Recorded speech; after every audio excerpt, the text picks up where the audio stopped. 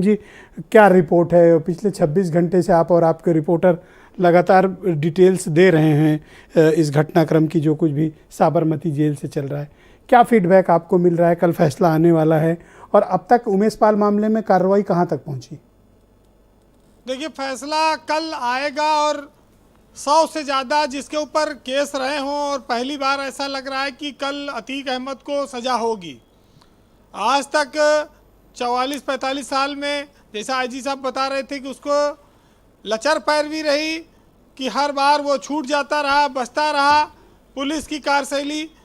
अब एक मौका आया है कि कल उसको शायद सज़ा हो। लेकिन उसके पहले जिस तरह से पिछले 26 घंटों से 28 घंटों से चीज़ें चल रही साबरमती की जेल से लेके और उत्तर प्रदेश के प्रयागराज तक, अतीक जब जेल से बताते हैं कि सवेरे तक उसको खबर नहीं थी साबरमती में कि उत्तर प्रदेश की पुलिस उसको लेने आ रही है, और जब यूपी पुलिस वहाँ पहुँची है अदालत के आदेश पर, तो फिर उसको बड़ा आश्चर्य हुआ और वो डरा। और यही वजह रही कि वहाँ से जब वो निकल रहा था तो उसने कहा कि मेरी हत्या हो सकती है। खौफ तो था, लेकिन रात भर में कुछ उसको, पुराना दुर्दांत अपराधी है वो, कुछ हिम्मत आई और उसने ये कहा यूपी में घुसते समय कि काहे का डर, मुझे डर नहीं लगता। तो ये बड़ी विचित्र सी बात है कि जब उसको शायद इस बात का एहसास हो गया कि रास्ते में कोई दुर्घटना नहीं होगी, उसके परिवारजन, उसके वकील, बहुत सारा मीडिया उनके साथ चल रहा है, तो शायद उसने इस तरह का बयान दिया हो।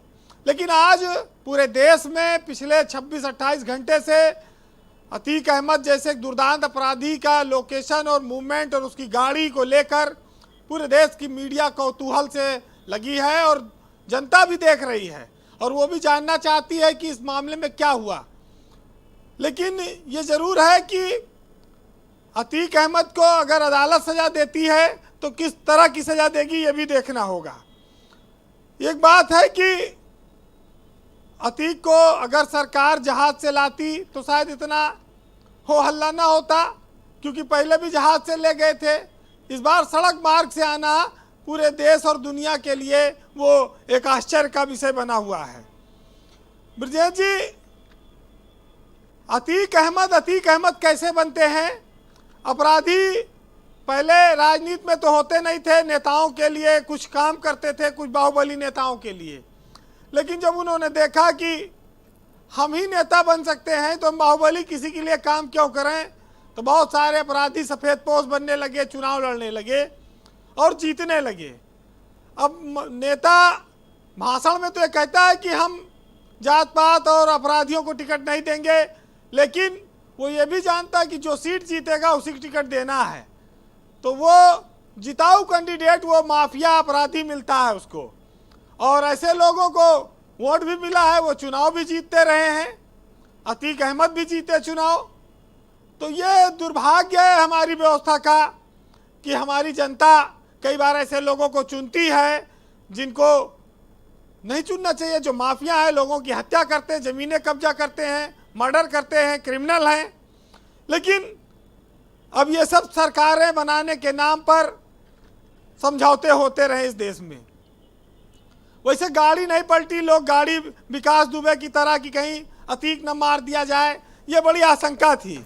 लेकिन एक लोग ये कह रहे थे, पांडे जी की पार्टी के विपक्ष वाले, कि भैया अतीक को सरकार मारेगी नहीं, क्योंकि मुख्तार और अतीक तो ब्रांड एम्बेसडर हैं। जब तक ये वोट देते रहेंगे इनको कहाँ पुलिस मार देगी तो फिर वोट कहाँ से आएगी? इनके मारना नहीं, इनको खाली रगड़ते रहना है। क्योंकि इधर राहुल गांधी वाला मामला बहुत गर्मा गया और मीडिया का भी थोड़ा फोकस उधर से हट जाएगा, अतीक वाले पे आ जाएगा, इसीलिए तो अतीक बोला कि डर काहेगा। हाँ, तो उसकी थोड़ी भरपाई हो गई राहुल वाले मामले की। देखिए ब्रजेश जी, इधर आकर और उधर राहुल का आवाज़ भी खाली करा रही है सरकार, वो भी उतना महत्व नहीं पा रही है खबर। ये तो देखिए बहुत साफ है कि हम लोग अगर दाऊद को भी पकड़ लाते पाकिस्तान से तो शायद इतना मीडिया ना एक्टिव होता जो आज हुआ है। वैसे उत्तर प्रदेश में कितने बड़े बड़े माफिया हैं, अगर एक टॉप 10 माफियाओं की सूची जारी हो जाए तो उत्तर प्रदेश की जनता भी जान जाए कि कौन किस तरह का है। लेकिन जी देखिए, कुल मिलाकर यह है कि ये माफिया किसी भी एंगल से हित में नहीं है। लेकिन यह कहा गया कि भाई रात में तो बहुत डरा था वो, और डर के मारे वो सड़क पर पेशाब कर दिया। पेशाब करने 28 घंटे के सफ़र में आदमी सब कुछ करेगा, लेकिन वहाँ पर ये बात आई कि भाई डर तो लगा ही होगा।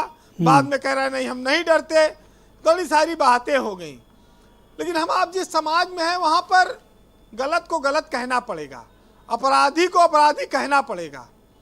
और अतीक ने भी नहीं सोचा होगा कि हम इस तरह से हत्या करेंगे और हमारा परिवार नेस्ता नाबूद हो जाएगा, बाल बच्चे सब बिखर जाएंगे आज। लेकिन वो पछता तो लेकिन इसमें चतुर्वेदी साहब की बात में दम है।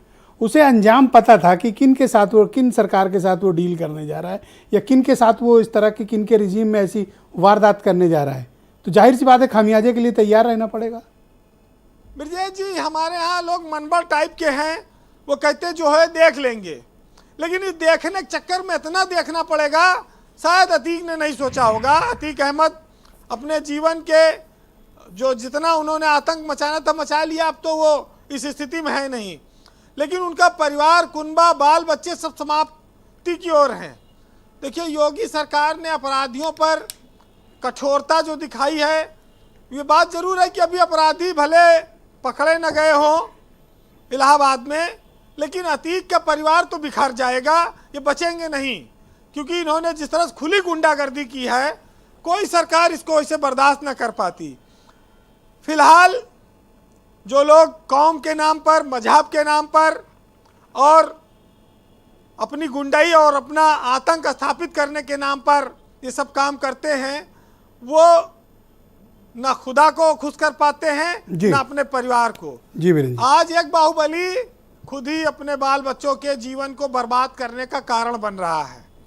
देखिए, एक साहित्यकार ने लिखा है कि बंदों के गले ये जो जिबा करने चले हैं और रूठे खुदा को ये और खफा करने चले हैं, और मजहब के नाम पर गुनाह करने चले हैं। नासूर हैं जो खुद वो दूसरों की दवा करने चले हैं। आमाल नीच हो तो खुदा कैसे पाओगे, और दुनिया से, दीन से और जन्नत से भी जाओगे। और जिल्लत नसीब में ये खुदा ने लिखी है कि रब की नाराज़गी है जो अब दिखी है। जी वीरेंद्र जी, आपका बहुत बहुत शुक्रिया ग्राउंड जीरो से अपने इनपुट उपलब्ध कराने के लिए। कल भी नज़र बनाए रखिएगा, क्योंकि कल अतीक अशरफ और उसके साथियों पर फैसला MP MLA कोर्ट से आने वाला है। तब पता चलेगा कि ये बचा या इसको सज़ा हुई। अब तक 100 से ज़्यादा मुकदमे दर्ज होने के बावजूद